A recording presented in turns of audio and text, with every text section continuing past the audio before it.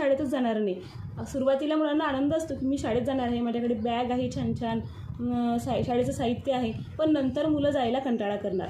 तर सुरुवातीला काही दिवस आपल्याला खूप पेशन्सनं काम घ्यावं लागते, शिक्षकांनासुद्धा आणि पालकांनासुद्धा.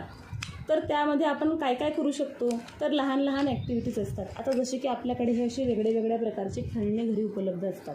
आता या खेळण्यांचा काय उपयोग, तुम्ही म्हणणार की घरी तर मुलं खेळतात, मग शाळेत पण खेळण्यांचा काय उपयोग. शाळेत पण खेळण्यांचा उपयोग असतोच, कारण की लहान मुलं लवकर म्हणजे खूप वेळ एका ठिकाणी बसत नाहीत.